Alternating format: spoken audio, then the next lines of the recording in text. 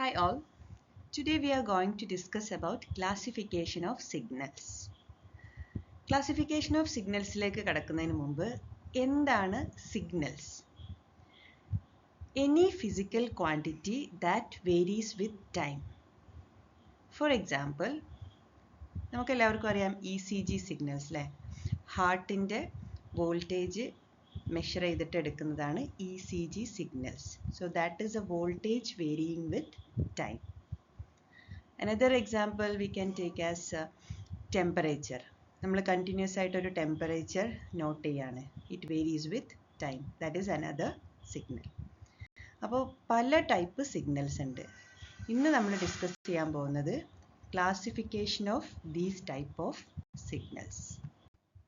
Generally, the signals are classified into continuous time signals, discrete time signals, then deterministic and random signals, periodic signal and aperiodic signals, even signals and odd signals, energy signals and power signals, causal signals and non-causal signals.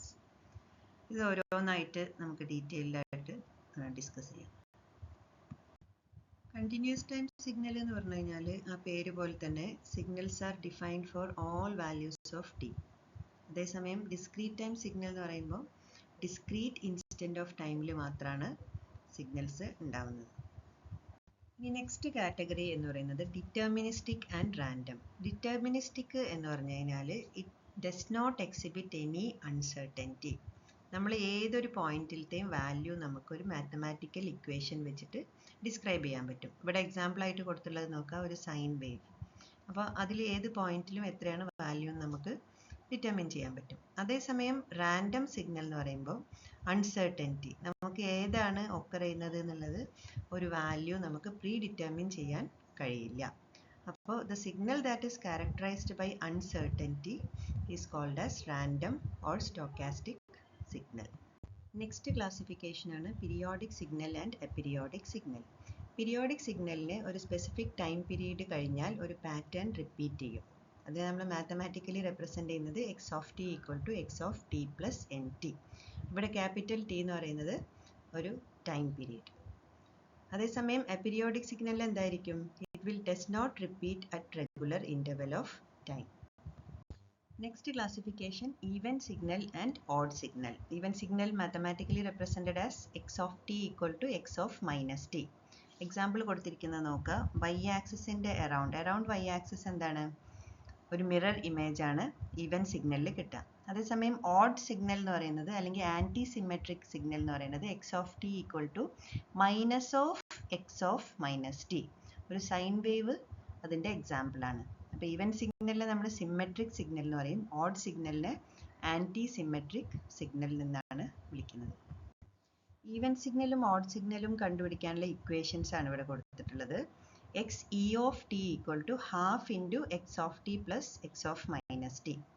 X O of T എന്ന് പറയുന്നത് half into X of T minus X of minus T. Next important classification is energy signal and power signal. Energy signal ആവുമ്പോൾ finite energy ആയിരിക്കും, power signal ആവുമ്പോൾ finite average power ആയിരിക്കും. അതേസമയം energy സിഗ്നലിൻ്റെ average power 0 ആയിരിക്കും, power സിഗ്നലിൻ്റെ total energy will be infinity. Okay, energy സിഗ്നലിൻ്റെ equation is integral minus infinity to infinity x square t dt, whereas power signal is average power P equal to limit t tends to infinity 1 by 2t integral minus t to t x square t dt. Now last classification is causal signal and non-causal signal. അപ്പോൾ ഒരു causal signal എന്ന് പറഞ്ഞു കഴിഞ്ഞാൽ X of T equal to 0 for all T less than 0. ഇവിടെ ഒരു example കൊടുത്തിട്ടുണ്ട്. Example കൊടുത്തിട്ടുള്ളത് unit step function ആണ്. അപ്പോൾ ഈ യൂണിറ്റ് സ്റ്റെപ്പ് ഫംഗ്ഷന് ടി ഗ്രേറ്റർ ദാൻ 0 ആകുമ്പോൾ വാല്യൂ 1 ആയിരിക്കും, ലെസ് ദാൻ 0 ആകുമ്പോൾ 0 ആയിരിക്കും. അപ്പോൾ അതൊരു കോസൽ സിഗ്നലിൻ്റെ എക്സാമ്പിളാണ്. നോൺ കോസൽ സിഗ്നൽ എന്ന് പറഞ്ഞാൽ എന്തായിരിക്കും? Signal is non causal if it exist for positive and negative values. Example sine and cosine signals. അപ്പോൾ പോസിറ്റീവിലും നെഗറ്റീവിലും വാല്യൂസ് ഉണ്ടെങ്കിൽ അത് നോൺ കോസൽ സിഗ്നൽ ആയിരിക്കും. കോസൽ സിഗ്നൽ എന്ന് പറയുമ്പോൾ പോസിറ്റീവിൽ മാത്രമാണ് വാല്യൂസ് ഉണ്ടായിരിക്കുക.